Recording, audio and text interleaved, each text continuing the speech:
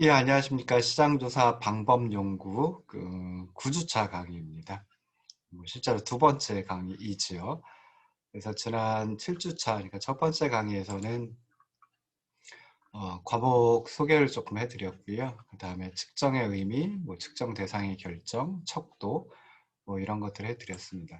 이번 주차, 9주차 두 번째 강의에서도 척도에 대해서 이제 좀 더 살펴보도록 하겠습니다. 지난 시간에 척도의 선정을 잠깐 살펴보질 않았고요. 그 다음에 이제 구체적인 측정 방법, 이런 부분을 설명을 드리도록 하겠습니다. 그래서 마찬가지로 이제 강의안을 띄워놓고 화면 공유하고, 그리고 나서 이제 시작을 해보도록 하겠습니다. 자, 여기 지금 7쪽입니다. 7쪽에 보시면 이제 척도의 선정 해가지고 나와 있죠. 그래서 조사자는 이제 좀 많은 정보를 얻고 다양한 통계 분석이 가능하면 좋겠죠. 그래서 비율 척도하고 등간 척도를 주로 선호를 합니다. 근데 비율 척도나 등간 척도 가지고 설문조사를 한다라고 하면 응답자로부터 응답을 얻어내기가 어려운 경우가 많고요. 그 다음에 측정할 수 있는 설문 문항을 개발하기가 어려운 경우도 상당히 많이 있습니다. 근데 이에 비해서 서열 척도라든지 명목 척도를 이용한다라고 하면 응답자의 협조를 얻는 건 쉽습니다. 대신에 이제 수집된 정보에 적용될 분석 방법에는 좀 한계가 있다. 이렇게 이제 생각을 해볼 수 있습니다. 그래서 조사자는 그 수집할 자료의 질, 응답자의 협조 가능성, 응답 가능성, 그리고 조작적 정의를 내리는 과정에서의 어려움, 이런 것들을 고려해가지고 적절한 척도를 적절하게 선정을 해야 된다. 라고 생각을 하시면 좋을 듯 싶어요. 그래서 계속 소주 얘기를, 저는 술 마시지도 않으면서 소주 얘기를 드려서 좀 죄송하긴 한데요. 이제 소주의 상표 선호도를 측정한다라고 했을 때 조사자는 상표 선호도를 비율 척도를 이용해서, 그리고 등간 척도를 이용해서, 서열 척도를 이용해서 측정을 할 수가 있습니다. 비율 척도로 측정하는 경우는 이제 이 아래 나와 있는 이런 형태인데요. 그래서 다음에 소주 상표들에 대한 귀하의 선호 정도를 0에서 100점 사이에서 골라 기입해 주시기 바랍니다. 예를 들어 전혀 좋아하지 않으면 0점, 완벽하게 좋아하면 100점으로 적으십시오. 그래서 시원 몇 점, 좋은 데이 몇 점, 참이슬 몇 점, 즐거움이 몇 점, 이런 식으로. 제가 술을 마실 때 이런 소주 상표들이 있어가지고 지금 많이 바뀌었겠죠. 예, 이렇게 비율 척도를 이제 측정을 하는 경우도 있고요. 등간 척도를 이용해가지고 측정을 할 수도 있습니다. 그래서 다음에 소주 상표들에 대한 귀하의 선호도는 어느 정도입니까? 다음에 척도를 이용하여 응답해 주시기 바랍니다. 그래서 전혀 좋아하지 않는다, 조금 좋아하지 않는다, 보통이다, 조금 좋아한다, 매우 좋아한다 해서 1, 2, 3, 4, 5, 5점 척도로 이제 적용하는 경우입니다. 그래서 시원, 좋은데이, 참이슬, 즐거워해 이렇게 이제 쭉 놓고 5점 척도 중에 어느 정도 좋아하는지를 갖다가 응답을 해달라고 할 수 있겠죠. 세 번째가 이제 서열 척도로 측정하는 경우입니다. 그래서 다음에 소주 상표들에 대한 귀하의 선호도를 적어주시기 바랍니다. 가장 좋아하면 1, 다음으로 좋아하는 건 2 해서 4까지, 3, 4까지 해서 순위를 표시해 주십시오 해서 해놓는 겁니다. 그래서 위에 예를 보면 이렇게 세 가지 이제 비율 척도, 그 다음에 등간 척도, 서열 척도를 측정하는 예를 보여드렸는데요. 응답자 입장에서는 답변하기가 쉬우니까 서열 척도를 선호를 합니다. 조사자 입장에서는 정보의 질이 좋은, 그러니까 정보의 양이 많은 비율 척도를 선호한다. 이렇게 생각을 해볼 수 있죠. 근데 좀 전에 비율 척도를 측정하는 경우 질문을 보셨는데요. 응답자가 자신의 생각을 정확한 수치로 답변하기는 좀 어려움이 있습니다. 그래서 조사자는 수집되는 정보의 질, 그리고 난이도를 고려해서 척도를 선정하는 것이 바람직하다. 이렇게 이제 생각하시면 좋을 듯 싶습니다. 자, 이제 구체적인 측정 방법에 대해서 살펴보려고 하는데요. 첫 번째가 이제 서열 척도를 이용한 측정 방법입니다. 그래서 서열 척도를 이용한 측정 방법에는 순위법, 그리고 범주별 순위 할당법. 순위법은 좀 전에 예를 들어드린 것하고 마찬가지인데요. 그래서 순위법은 응답자들로 하여금 어떤 속성에 대한 조사 대상의 순위를 기록하게 하는 방법입니다. 그래서 비교 대상이 5개 내지 7개로 많지 않은 경우에 주로 소비자들이 응답하기 쉽기 때문에 이 순위법을 많이 활용을 합니다. 그래서 이게 장점이고요. 근데 이제 문제점도 있을 수 있겠죠. 그래서 비교 대상이 많아지면 비교해야 하는 경우의 수가 굉장히 급증을 합니다. 그러니까 기하급수적으로 늘어납니다. 그래서 응답에 어려움이 있고, 그 다음에 두 번째로 선호의 정도에 대한 상대적인 평가가 쉽지 않다, 불가능하다, 뭐 이런 걸 이제 생각을 해볼 수 있습니다. 그래서 여기 이제 5개 콜라, 사이다, 우유, 이온 음료, 주스 해가지고 5개 가장 좋아하는 거 1, 뭐 다음으로 좋아하는 거 2 해서 3, 4, 5까지 이제 순위를 적어달라고 하면은 이때 이제 비교를 해봐야 되겠죠. 그래서 콜라와 사이다 비교해보고, 콜라와 우유 비교해보고, 콜라와 이온 음료 비교해보고, 콜라와 주스 비교하고, 다시 또 사이다와 우유 비교하고, 사이다와 이온 음료 비교하고, 뭐 이런 식이 되거든요. 그래서 그렇게 하다 보면은 뭐 예를 들어 여긴 5개인데요.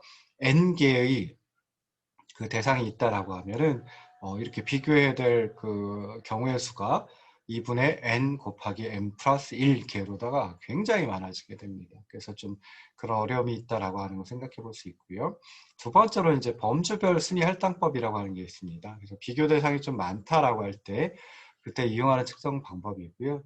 모든 조사 대상들에 대해서 순위를 기입하게 하는 것 대신에 속성 수위의 정도에 따라 대상을 몇 개의 집단으로 분류하는 방법이다. 그래서 뭐 크게 뭐 2가지로 이제 분류하는 방법이 많이 활용됩니다. 그래서 여러 가지 소주 시제품이 있다라고 했을 때 뭐 개발을 했습니다. 그리고 나서 소비자들에게 현재 시중에서 판매되는 경쟁 제품들하고 동시에 시식하게 한 다음에 각 시제품을 다음과 같은 5가지 범주 중에 하나에 분리하도록 합니다. 그래서 뭐 경쟁 제품보다 월등하게 낮다, 조금 낮다, 대등한 수준이다, 조금 못하다, 월등하게 못하다, 뭐 이런 정도의 아주 범주를 이제 나눠 놓는 거죠. 그러면 이제 이때는 이제 비교 대상이 여러 개가 되는 게 아니라 어떤 거 하나하고 다른 것들 해가지고 2개만 되니까 아무래도 조금 대답하기가 편하다, 응답하기가 편하다, 쉽다, 뭐 이렇게 이제 생각을 해볼 수 있습니다. 그래서 이런 서열 척도를 이용한 측정 방법인데 아무래도 순위법을 가장 많이 쓰겠죠. 그래서 측정 대상이 비교 대상이 5개 내지 7개 정도이다라고 하면 그때는 이제 순위법을 주로 많이 활용을 합니다. 자, 두 번째가 등간 척도를 이용한 측정 방법입니다. 그래서 등급법, 그리고 어의 차이 척도법, 스타펠 척도법, 리커트형 척도법, 뭐 이런 것들이 있습니다. 그래서 등급법이라고 하면은 응답자로 하여금 어떤 측정 대상이 갖고 있는 속성의 정도를 글, 그림 또는 숫자를 이용해서 평가하도록 하는 방법입니다. 그래서 글을 이용하는 경우에는 뭐 귀하가 최근에 구매한 소주 상표에 대한 만족도는 어느 정도입니까? 그래서 뭐 아주 불만족했다, 조금 불만족스러웠다, 보통이었다, 조금 만족스러웠다, 아주 만족스러웠다, 뭐 이렇게 해가지고 하는 방법이죠. 뭐 흔히 많이 씁니다. 그 다음에 숫자를 이용해서 하는 경우도 있습니다. 그래서 당신이 최근에 구매한 소주 상표에 대한 만족도는 어느 정도입니까? 그래서 5점 척도로 적절한 위치를 표시해 주기 바랍니다. 라고 이제 물어보는 거죠. 그래서 아주 불만족했다 1점, 보통이었다 3점, 아주 만족스러웠다 5점, 뭐 이렇게 해가지고 1, 2, 3, 4, 5점 중에 하나를 택하도록 하는 방법이고요. 뭐 이런 그 5점 척도법 많이 이용을 합니다. 자, 그림을 이용하는 경우는 이렇게 이제 좀 제가 그림을 그려가지고 별로 그렇게 좋지는 않습니다. 그렇긴 하지만 그림을 보여주고 다음에 보기 중에서 골라주시기 바랍니다. 이렇게 이제 물어보는 게 되겠죠. 그래서 이런 것들을 등급법이라고 한다라고 생각하시면 되고요. 그 다음에 이제 어의 차이 척도법이라고 하는 게 있습니다. 그래서 척도의 양 끝의 속성의 정도를 나타내는 서로 상반된 수식어를 제시하고 그다음에 조사 대상의 속성 부유 정도에 대한 소비자의 생각을 측정하는 방법, 이걸 어의 차이 척도법이라고 얘기를 합니다. 그래서 뭐 현재 소유하고 계신 무선 전화기 상표, 이동통신 전화기 상표에 대한 다음에 각 속성을 이용하여 평가해 주시기 바랍니다. 그래서 무게, 뭐 잡음의 정도, 이 강의안을 저 처음 만들었을 때가 이제 지금 스마트폰 이전에 휴대폰이 나왔을 때거든요. 그래서 그때는 이제 무게라고 하는 게 좀 중요했었죠. 가벼울수록 좀 좋다라고 하는 거 있었고, 그 다음에 잡음도 나는 경우가 있어가지고 잡음이 전혀 없는 게 이제 좋다라고 생각을 해볼 수 있겠죠. 그래서 이런 식으로 해가지고 질문을 하는 방법이 있습니다. 그래서 어휘 차이 척도법에서는 이제 무게에 대한 평가에서와 같이 서로 반대되거나 그래서 무겁다, 가볍다 이렇게 한다든지 잡음의 정도와 같이 이제 속성의 많고 적음을 나타내주는 수식어들을 주로 사용을 합니다. 그리고 서로 반대되는 수식어를 사용할 때는 이제 0이라고 하는 중립점이 있죠. 그러니까 보통이다라고 하는. 그래서 그걸 중심으로 해서 양과 음의 등급이 많이 사용이 됩니다. 그래서 여기 보시면 마이너스 2점서부터 2점까지, 플러스 2점까지 해가지고 했는데요. 사실 그 0이라는 숫자도 그렇고 음수는 더더욱이나 통계학에서 그 수치로 활용을 할 때 뭐 비율 척도 같으면 모르겠지만 나머지 척도에서는 많이 이용을 하질 않습니다. 그래서 실제로 이제 0이라는 숫자는 굉장히 좀 힘든 숫자죠. 뭐 그 0이라는 숫자가 매우 중요한 숫자이긴 하지만은 어떤 숫자에다 0을 곱해주면 다 0이 돼버립니다. 그래서 조금 이제 활용하기가 어렵고요. 마이너스, 여기서처럼 마이너스 2점에서 2점까지 하면 뭐 평균을 낸다든지 할 때 마이너스 2점과 2점이 상쇄가 되고 뭐 이런 식의 이제 문제가 또 발생을 할 수도 있습니다. 가끔 이제 마이너스를 어떻게 처리하느냐 이 문제도 있고요. 그래서 보통은 여기서처럼 마이너스 2점에서 2점 이렇게 하질 않고요. 1점에서 5점 뭐 이런 식으로 해가지고 이제 활용을 많이 한다라고 생각을 하시면 좋을 듯 싶습니다. 자, 세 번째가 스타펠 척도법입니다. 그래서 지금 제가 하고 있는 것은 이제 그 등간 척도를 이용해서 하는 측정 방법, 처음에 등급법, 그다음에 어휘 차이 척도법, 그리고 세 번째가 스타펠 척도법입니다. 그래서 스타펠 척도법은 어휘 차이 척도법을 좀 변형한 겁니다. 그래서 양극단의 수식어 대신에 하나의 수식어를 평가 기준으로 제시하고 그리고 조사 대상의 속성 부유 정도에 대한 소비자의 생각을 측정하는 방법이다. 그래서 일반적으로 각 측정 항목에 대해 마이너스 5점에서 플러스 5점까지 10개의 범주로 나눠서 설명을 하고요. 그다음에 중립점은 없습니다. 그래서 수직형으로 제시하는 형태입니다. 그래서 여기 보시면은 그 무겁다, 잡음이 심하다, 요거에 대해서 무거우면 무거울수록 플러스 5점으로 가겠죠. 무겁지 않으면 않을수록 마이너스 5점, 가벼울수록 마이너스 5점으로 가고요. 그다음에 잡음이 심한 것도 마찬가지로 잡음이 심하다 해서 플러스로 가면 잡음이 더 심하다라고 하는 거고 거꾸로 마이너스 5점으로 가면은 잡음이 거의 없다. 뭐 이런 정도가 되겠죠. 그래서 이렇게 제시하는 걸 스타펠 척도법이라고 하는데 우리가 할 때는 많이 활용하지 않습니다. 그래서 우리가 활용할 때는 등급법하고 그 다음에 지금 설명드리는 리커트형 척도법을 많이 이용을 합니다. 특히나 이제 리커트형 척도법 같은 경우에는 학위 논문 작성하기 위해 설문조사할 때 상당히 많이 활용을 하기 때문에 리커트형 척도법이 뭔지는 좀 알고 계시면 좋을 듯 싶습니다. 그래서 리커트라고 하는 학자가 처음에 만들었다라고 해서 리커트형 척도법이라고 얘기를 하고요. 앞에 스타펠 척도법은 스타펠이라고 하는 학자가 만들었겠죠. 그래서 리커트형 척도법은 응답자들에게 서술형으로 작성된 각각의 질문 항목에 대해 동의 또는 반대의 정도를 표시하도록 하는 방법을 말합니다. 그래서 보통 한 20개 내지 30개의 서술문을 이용을 하고요. 그 다음에 긍정적인 서술문도 들어가고 또 부정적인 서술문도 함께 포함을 시키는 경우가 많습니다. 그래서 조사자는 이제 각각의 서술문에 대한 응답자의 점수를 합산해서 응답자의 어떤 상표 태도라든지 아니면은 응답자가 생각하고 있는 것들을 측정한다라고 생각을 하시면 좋을 듯 싶습니다. 근데 여기서 부정적인 서술문도 죄송합니다. 긍정적인 서술문과 함께 부정적인 서술문도 이제 넣는다라고 했죠. 그러니까 부정적인 서술문 같으면 점수가 높을수록 더 안 좋은 거죠. 그래서 이럴 때는 총 응답 점수가 높을수록 보다 호의적인 태도를 보인다라고 할 수 있도록 각 서술문에 대한 응답 점수를 조정해서, 그러니까 부정적 서술문은 거꾸로 하면 되겠죠. 부정적 서술문에서 5점을 줬다라고 하면 그걸 1점으로 전환시키고 조정하고, 그 다음에 부정적 서술문에서 4점을 줬으면 그건 긍정적 서술문으로 바꾼다라고 하면 2점이 되겠죠. 그래서 이런 식으로 조정을 하고 난 다음에 합산을 하는 것이 바람직하다라고 이제 생각을 해볼 수 있습니다. 그래서 이렇게 보시면은 리커트형 척도법은 뭐 이런 방식입니다. 12쪽에 맨 위에 나와 있는 이런 형태로 질문을 하는 겁니다. 그래서 현재 소유하고 계신 무선 전화기 상표에 대해 다음에 각 속성을 이용하여 평가하여 주시기 바랍니다. 그래서 전혀 그렇지 않다 1점,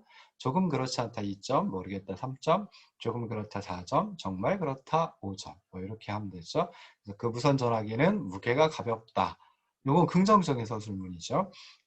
그리고 그 무선 전화기는 소음이 거의 없다. 이것도 이제 긍정적인 서술문입니다. 근데 그 무선 전화기는 사이즈가 크다. 뭐 지금은 안 그럴 수도 있지만 저도 사이즈가 큰 스마트폰을 이용을 하고 있긴 합니다. 그렇긴 하지만 예전 같으면 그 스마트폰 이전의 휴대폰 같은 경우에는 사이즈가 크면은 좀 별로 안 좋다라고 생각을 했었죠. 처음에 뭐라 그러죠? 그 카폰이라 그러나요? 그래서 진짜 이만한 무전기만한 거, 그런 휴대전화도 있었던 걸 기억을 하는데, 점점 더 이제 사이즈가 적어집니다. 그런 거 생각하면 사이즈가 크면 안 좋죠. 그래서 이게 이제 부정적인 서술문이다.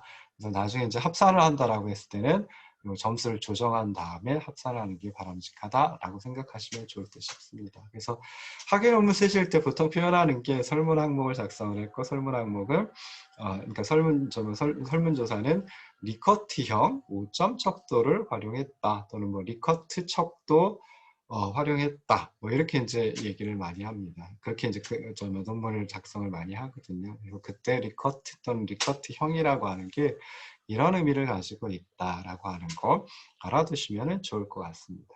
자, 이렇게 등간 척도를 이용해 가지고 측정을 할 때 유의해야 될 거 한 크게 3가지 정도 유의하셔야 됩니다. 그래서 첫 번째 응답 범죄 수가 있고요. 두 번째 수치의 표현 방법, 그리고 세 번째 기준점의 결정이라고 하는 거 유의하셔야 됩니다. 그래서 응답 범죄 수, 그러니까 조금 전에 제가 할 때는 계속 그 5점 척도만 가지고 했거든요. 그러니까 응답 범주가 또는 척도 점이 5개인 경우를 가지고 많이 했습니다. 그래서 좀 충분한 정보를 얻을 수 있도록 응답 범주의 개수를 결정하는 게 중요하다라고 생각해 볼 수 있습니다. 그래서 보통 일반적인 시장 조사에서는 응답 범주가 5개인 5점 척도를 가장 널리 이용하고 있습니다.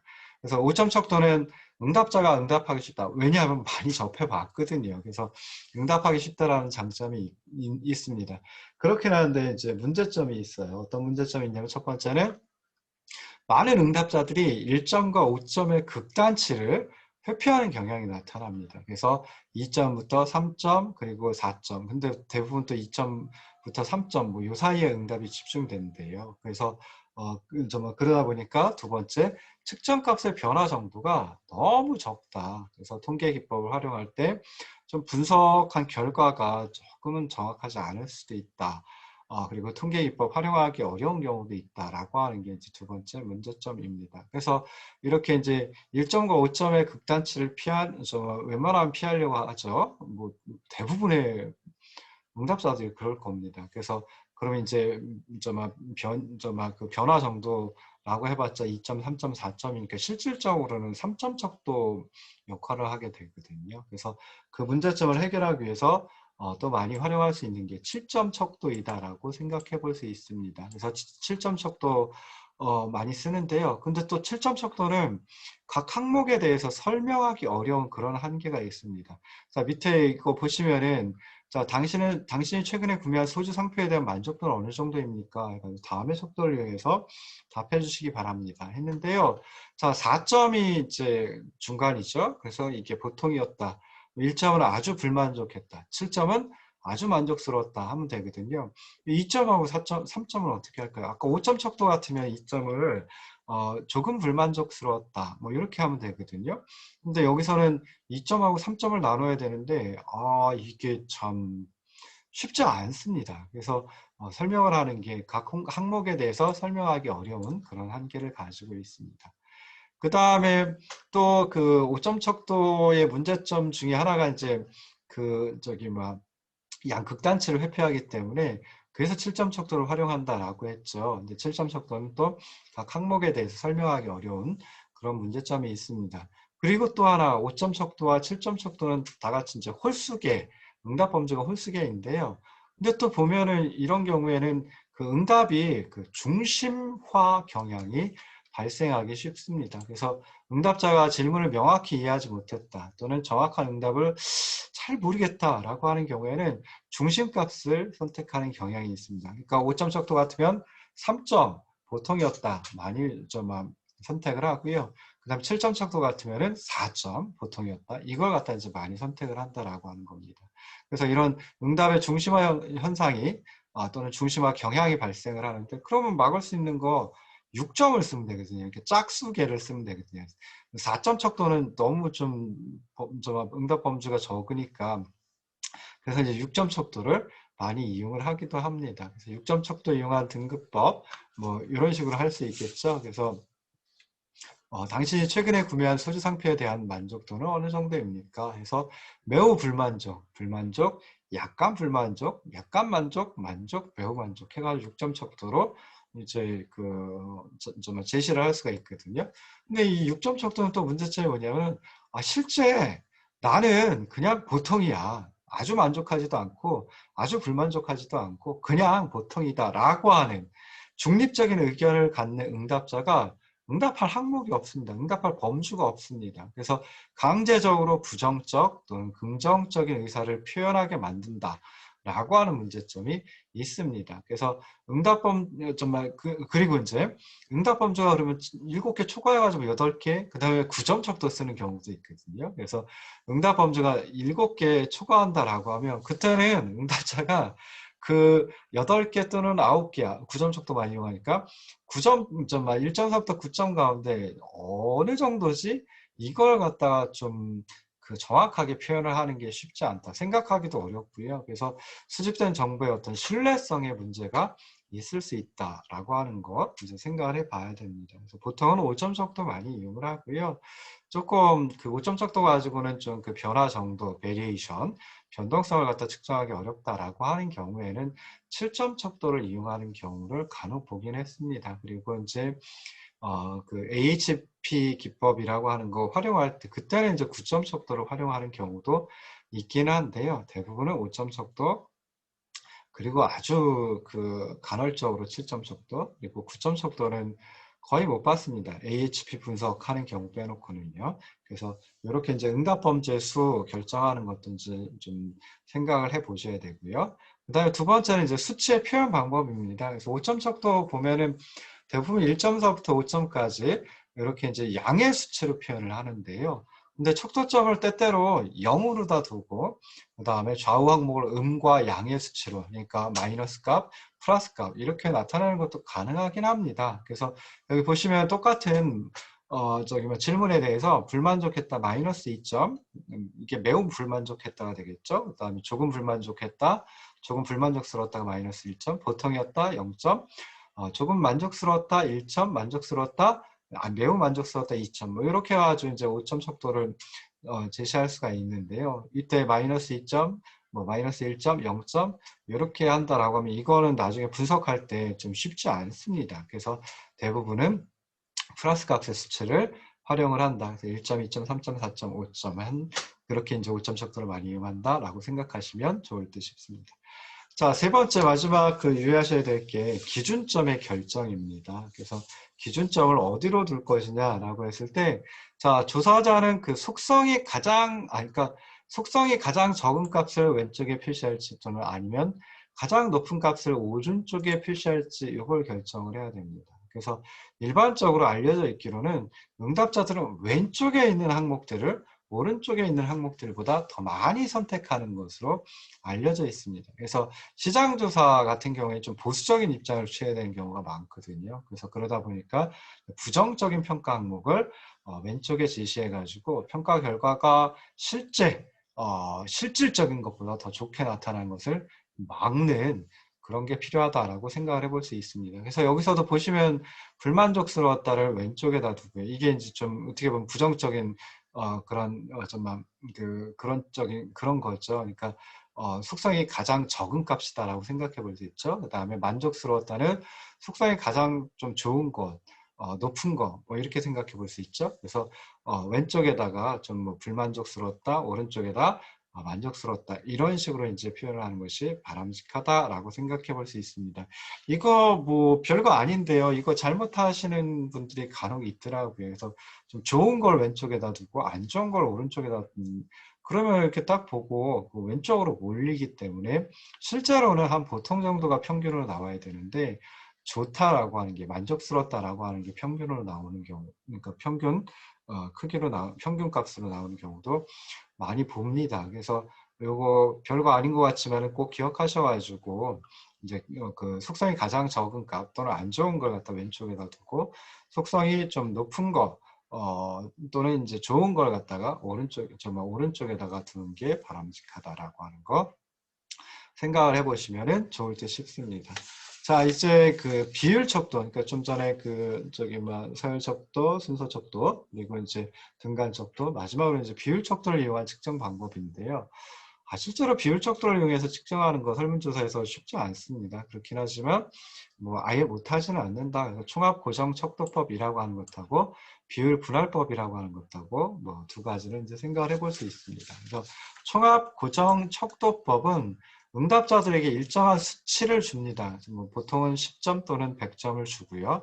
그 다음에 이 점수, 그러니까 한 사람 한 사람마다 이제 100점을 주고 그 100점을 가지고 속성의 상대적 다과에 따라, 많고 적음에 따라 여러 측정 대상에 나누어 주게 하는 방식입니다. 그래서 그냥 간단하게 생각해보면 뭐 해외여행할 때 항공사를 갖다 선정을 하죠. 그럴 때 다음에 각 속성들이 얼마나 중요하다라고 생각하십니까? 그래서 중요도의 전체 합이 10이라고 생각하시고 다음 속성들의 중요도에 따라 10점을 나누어 주시기 바랍니다. 그래서 안전성, 스케줄의 정확성, 승무원의 서비스 해가지고 총합이 10점이 되도록 만들라고 이제 좀 설문을 하는 거죠. 그래서 저 같으면은 안전성이 가장 중요할 것 같거든요. 그래서 안전성에다가 뭐 예를 들어 총점 10점 중에 7점을 갖다 부여하고요. 그 다음에는 스케줄의 정확성, 이것도 좀 중요하겠죠. 2점 부여하고, 그다음에 승무원의 서비스, 뭐 이건 있으나 마나 저는 뭐 별 그렇게 크게 소용이 없는 듯 싶어요. 그래서 1점 이렇게 이제 부여할 수 있겠죠. 근데 문제는 자, 총합 고정 척도법에서 속성의 수가 많아진다. 지금 3개니까 10점을 요 세 항목에 대해서, 세 속성에 대해서 나눠주기가 3개니까 그렇게 어렵지는 않죠.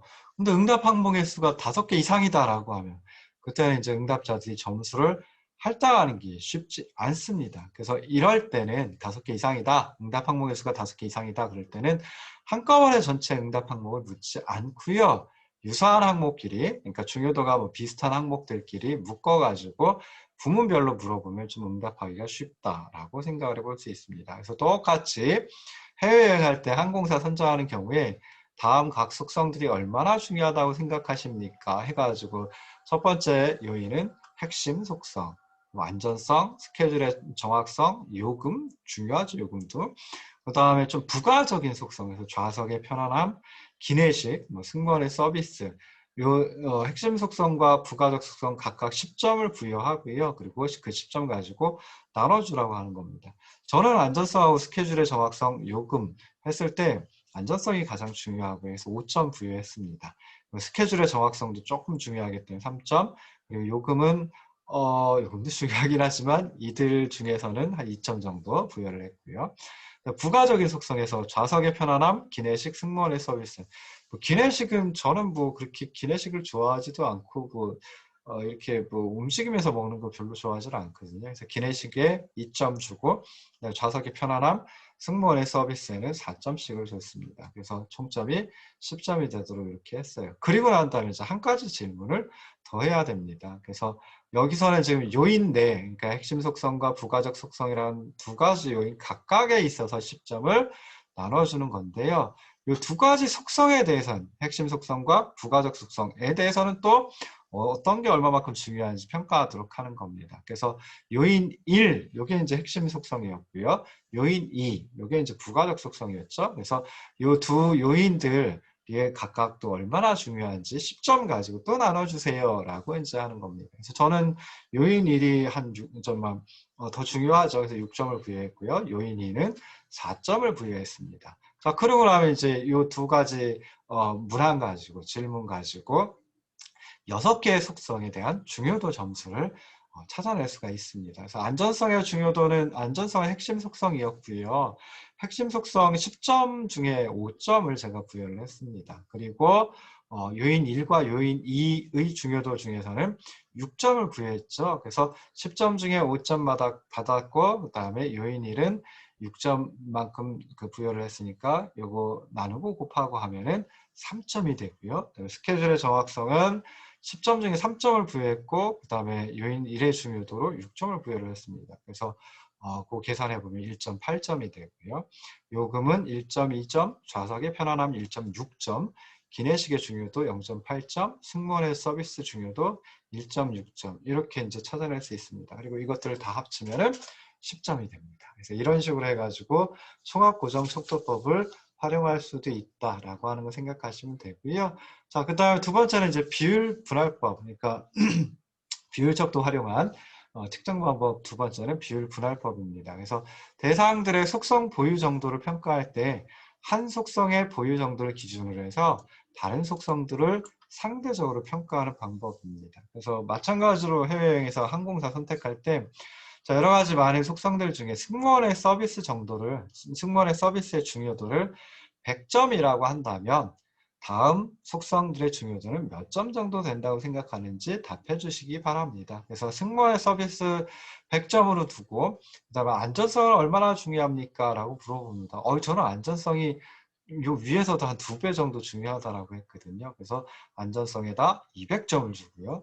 그 다음에 스케줄의 정확성 보면은 승무원 서비스의 중요도나 뭐 비슷할 것 같아요. 그래서 그것보다 조금 더 높을 것 같기도 하고 그래서 한 105점 뭐 이 정도 이제 부여한 이런 식으로 이제 평가하도록 하는 방법을 비율 분할법이라고 얘기를 합니다. 그래서 뭐 우리가 흔히 이용하는 거는 그 등간척도 활용한 측정 방법을 많이 이용하고요. 그 다음에 리커트형 척도법을 갖다가 주로 많이 이용을 한다. 근데 리커트형 척도법도 대부분 이제 5점 척도 가지고 하기 때문에 리커트형 5점 척도 가지고 이용을 한다. 그렇긴 하지만 그 등간척도 이용할 때 측정 방법에서 유의사항 뭐 3가지 설명드렸죠. 응답 범죄 수라든지 아니면은 그 수치의 표현 방법 그리고 이제 기준점 결정하는 것 이 3가지는 꼭 한 번쯤은 고려를 해보시고 리커트형 5점 척도법을 활용을 하면 좋을 듯 싶습니다. 자, 그래서 이렇게 해가지고 이제 9주차 강의 두 번째 강의입니다. 여기까지 이제 온라인으로 동영상 강의로 진행을 했고요. 부디 11월 들어서는 대면해 가지고 강의를 할 수 있으면 좋을 듯 싶습니다. 잘 들어주셔서 고맙습니다. 고생하셨습니다.